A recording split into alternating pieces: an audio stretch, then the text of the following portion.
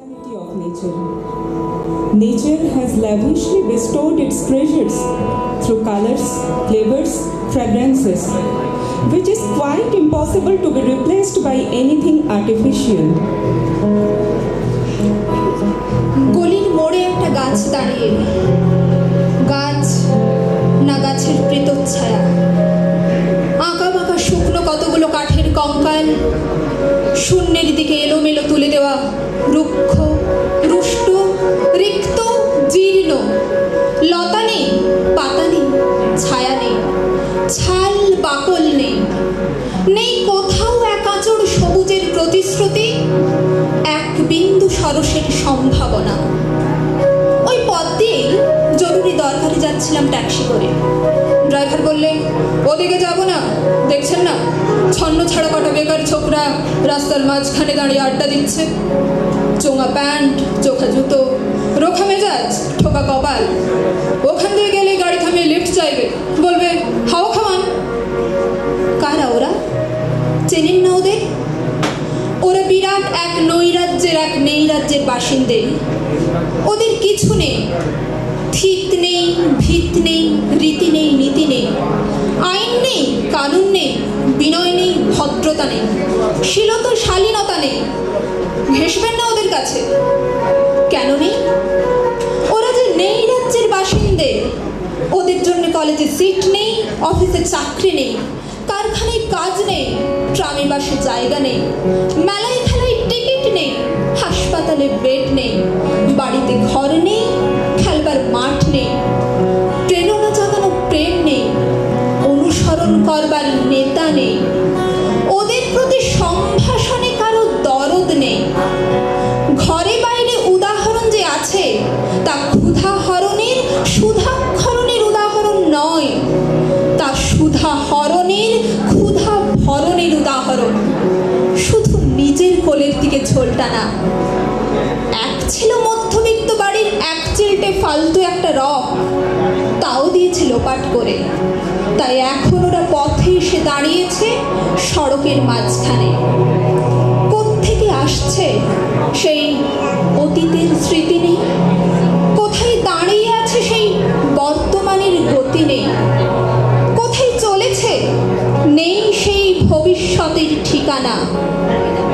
সেই ছিনখেত, মণিহীন চোখ, চোখহীন মুখ, একটা স্ফুলিঙ্গহীন ভিজে বারুদের স্তূপ।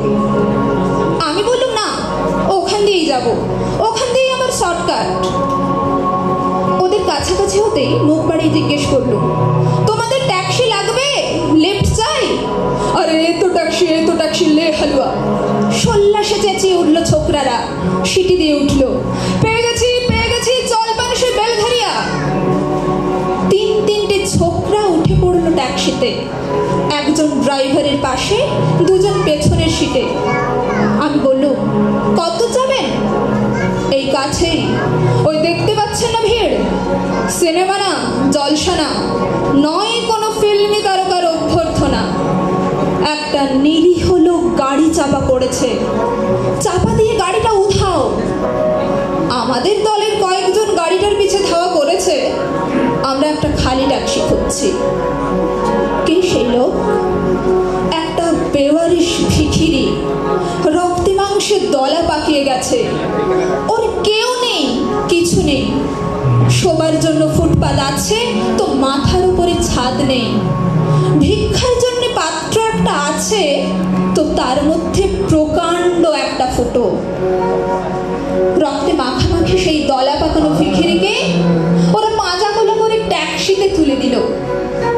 তারপর চেঁচিয়ে উঠল সমস্যারে, আনন্দে চমকিত হয়ে, প্রাণ আছে, এখনো প্রাণ আছে।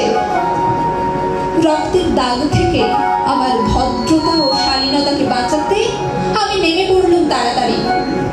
তারপর সহসা শহরে, কর্কশে, কঠিনে, কংক্রিটে, সিমেন্টে, ইটে, কাঠে, পিচে, পাথরের দেওয়ালে দেওয়ালে বেজে উঠল এক দুর্বার উচ্চারণ, এক প্রত্যয়ের তত্ত্ব শঙ্খধ্বনি।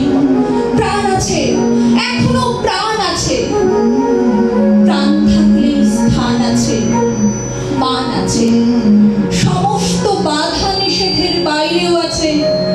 অস্তিত্বের অধিকার।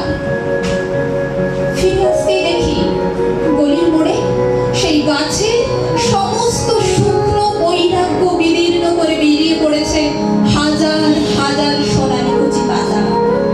মলমলিত হচ্ছে বাতাসে। দেখতে দেখতে গুচ্ছে গুচ্ছে উথলে উঠেছে ফুল, ঢেলে দিয়েছে বুকের সুগন্ধ। উড়ে এসেছে রং বেরঙের পাখি, শুরু করেছে কণ্ঠের কাকলি।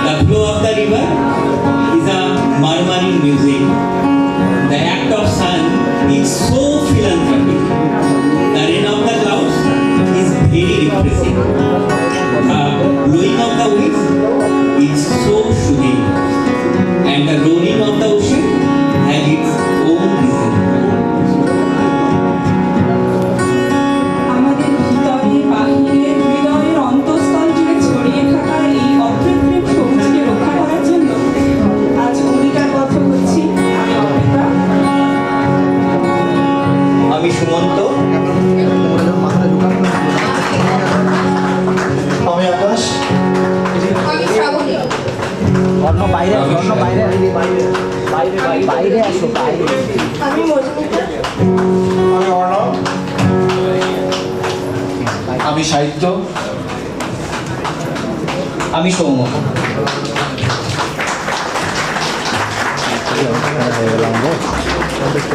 একদম